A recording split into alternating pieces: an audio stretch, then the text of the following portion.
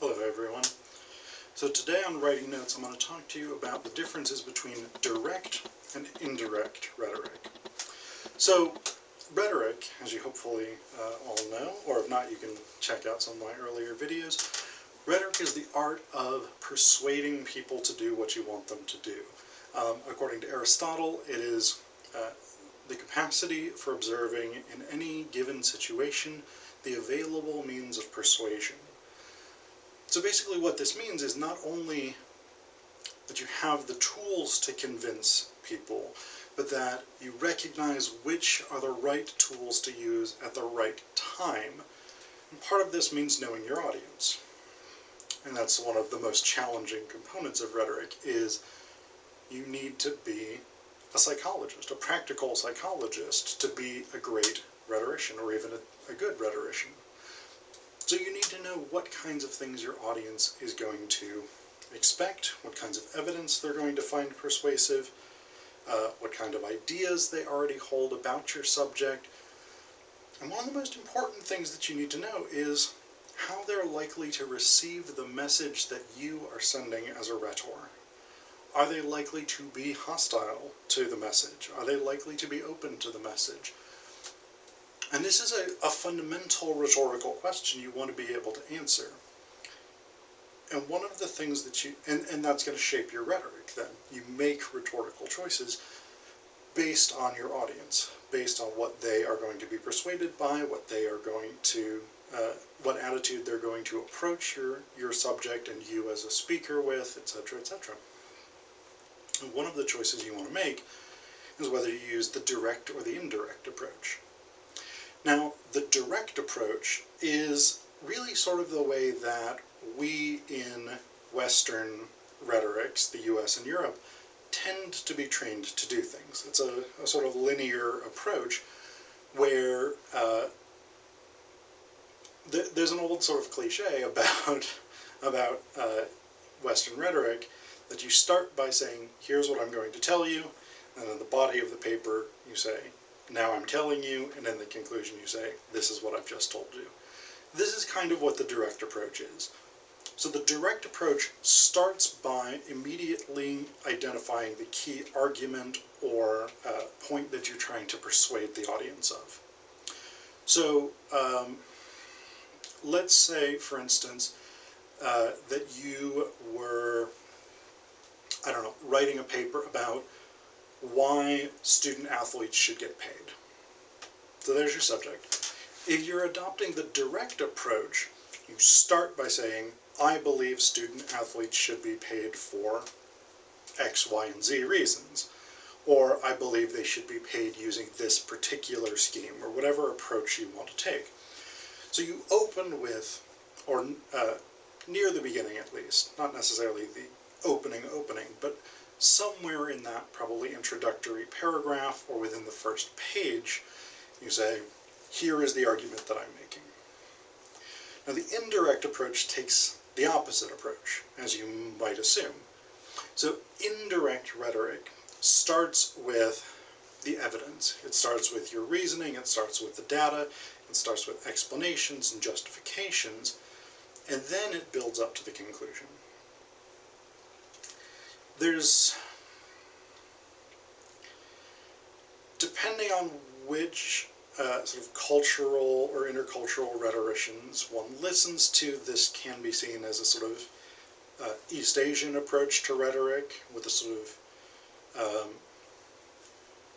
gradual movement through ideas, through data, through points to a final conclusion.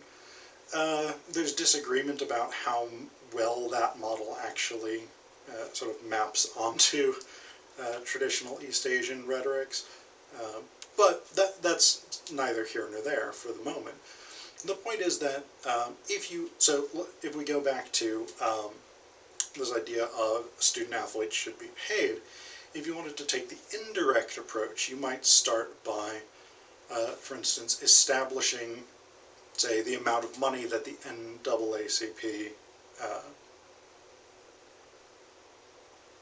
NCAA, sorry. I'm not a big sports guy, so, and I don't know why I default to NAACP, because that's a different organization. If I was smart, I would cut this, but I'm not going to do that much work. So anyway, you could start with, for instance, how much money the NCAA makes every year, which is a massive amount of money. You could start with, or you could then at some point discuss the amount of money that football coaches, for instance, make at major universities, which is a massive salary. You could discuss the amount of work that student athletes put in on top of being students, so the amount of hours that they train, the amount of hours that they practice, the amount of hours that they travel, whatever it is. You can talk about the number of athletes who come from impoverished families or communities and could really benefit from the money, etc., etc. And then you move through all of those ideas, and it's only at the end of the paper, only at the very last portion of the paper, that you say, based on everything that we've seen, here's what I recommend, or here's what I argue. So that's the indirect approach. Direct approach, I argue this, here's my reasoning. Indirect approach, here's my reasoning, therefore I argue this. Pretty straightforward. Now, why would you choose one rather than the other? Well, if we think back to what I was saying earlier about knowing your audience and practical psychology, this is where you want to assess your audience. Because if your audience is likely to be on your side, the direct approach is a good way to go. They're likely to be willing to listen to what you have to say, and you don't necessarily need to sell them on this. Whereas, if your listeners or your readers are likely to be hostile, or they're likely to disagree with what you're saying, you may want to go with the indirect approach. And the reason for that is because when you have an audience who's hostile, when you have an audience who's unwilling to accept or unwilling to consider the argument that you want to make, if you make that argument earlier in the paper, they're more likely to shut down. They're more likely to be unwilling to listen to your reasoning.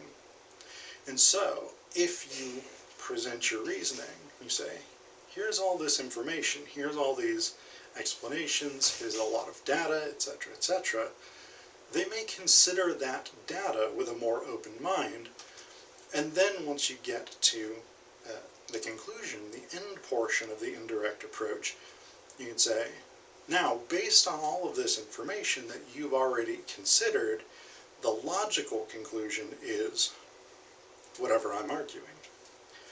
Whereas if they're open, if they're generally supportive, if they want the message that you're sending, the direct approach is going to be a better option, because if you sort of front load with evidence, they may get bored. I mean, they may not necessarily say, oh yes, I can see how all of this is leading to the place that I want to go. Whereas with the direct approach, you're starting from, here's what I promise to demonstrate for you. Here's what I promise to prove for you. And it's something that you're already interested in. So that's the thing that you want to be thinking about with these. So with the argument, for instance, that student athletes should get paid, if you're writing to the NCAA, well, they're unlikely to be real big into that argument. That's not something that they're probably going to want to do. So you probably would want to take the indirect approach, where you present your evidence and then make your argument at the end. Whereas if you're writing to a group of student athletes, they're more likely to be on board with them getting paid.